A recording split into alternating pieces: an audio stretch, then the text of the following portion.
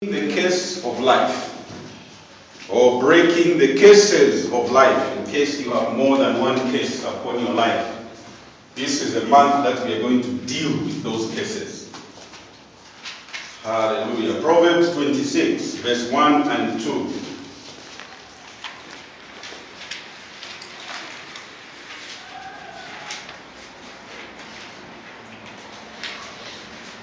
Proverbs 26, verse 1 and 2. As snow in summer, and as rain in harvest, so honor is not seemingly for a fool. As the bird by wandering, as the swallow by flying, so the case causeless shall not come. We are going to focus on verse 2. As the bird by wandering, as the swallow by flying, so the curse without a cause is not going to come. It's not going to affect you. It's not going to defeat you. It's not going to inflict any pain on your life. Now this morning, church, I'll try and counsel you so that you understand, and I'll be deliberately a bit slow so that we can get as much clarity on this subject as we can. And let me begin by saying, you see, there are two forces in life. There is the force of good on one side, and then there is the force of evil on the other side. You know, there is a force of blessings on one side, and then there is a force of curses on the other side. And depending on which of the two forces you are operating under, you are going to enjoy the benefits.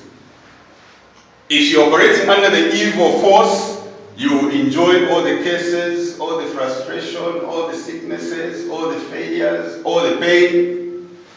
But again, if you are operating under the force of blessings, you are always going to have your breakthrough. You are always going to be full of joy. Anything that you try to do is going to succeed in life. And it's important from time to time you stop whatever you are doing and ask yourself, what are the forces that seem to be operating in my life right now? Am I seeing more of blessings and breakthroughs and joys and rest? Or am I seeing more of curses and pain and sicknesses and diseases? You need to take that time to ask yourself from time to time. It is so important. You cannot afford to go through life without taking stock of what is going on in your life at any one moment. You can't just cruise blindly like that. You need to take stock. You see, a lot of believers today don't want to approach it from that angle. You know, they want quick fix problems where they say, oh, I've got this problem today. They just pray over it and forget about it. Next week it comes, they pray over it and forget about it. The other week comes, they pray over it and forget about it. When you look at their prayer points, you find that they keep on praying over the same thing over and over and over and over again. You know, it's like you've got this big tree in your yard, and then it's been dropping so many leaves around you, and you are now tired of sweeping those leaves. So you decide to cut all the leaves off the tree. And you think you have solved the problem. What will happen? After 1 month, 2 months, some more leaves will come, more green, more healthy, in fact, more than the previous leaves. And they'll keep on falling, and you still have a bigger problem. The only way you can solve that problem is to cut the roots of that tree. Then you know the whole tree is going to dry and eventually die, and it won't give you that problem of dropping leaves every now and then. So each one of us in our own lives, we need to go down to the root of whatever problem we're experiencing. And if it is case related, we have to cut that root of a case so that we can become free to do whatsoever God has told us to do. You remember in your communities or even in our families, you see that there are certain Maybe families where everybody is a drunkard. Everybody is a drunkard. And the psychologists will tell you, no, that's their hobby.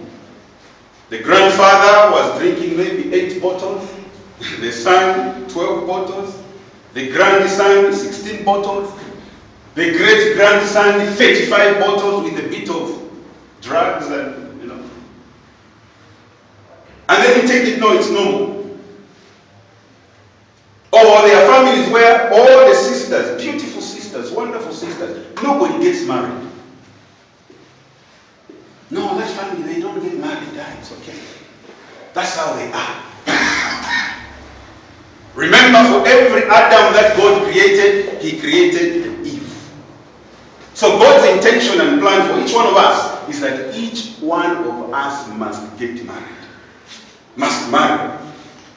So it's not normal to have 6 girls from one family. None of them has got married. It could be a case. Other families, they die at a certain age. When they reach maybe 29, they die. This one reaches 28 and a half, die. This one just reaching 30, they die. What is the problem? Maybe there is a case that is operating in that family.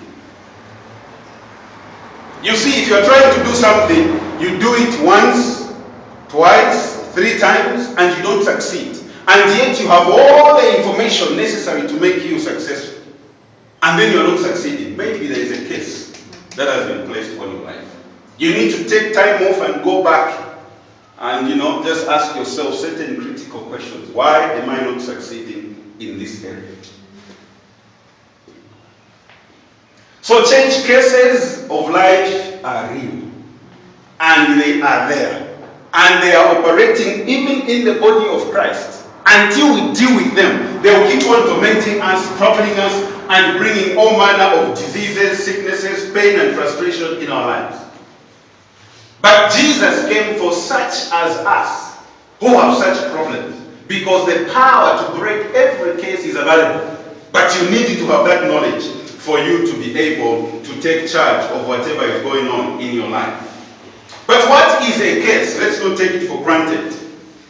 What is a case? If somebody says, I cursed you, what are they doing? Now remember, a curse is a spiritual power that is released upon your life to make sure that you experience pain, failure, frustration, sickness and disease, confusion, lack and want, so that nothing works right in your life. That is a curse. We are saying it's a spiritual power because it is so powerful that whatever it is sent to do, it will do it. Especially if you are not aware that you have power to break that case. Just like the opposite of a curse is a blessing. A blessing again is a spiritual power that is released on somebody else to make sure that they succeed, they enjoy life, they are prosperous, they are healthy in anything that they want to do. Joy is going to be their portion. That is, a blessing. We have Pastor Chris operating at a very high level of blessings, where when it comes to healing, he's able to release that heavenly power which will destroy any sickness and disease in any person's body. So these two forces of blessings and curses are always being released by people. Whether you have provoked them or not, they will still release them on your life. Sometimes because you have done something wrong, sometimes just because of envy.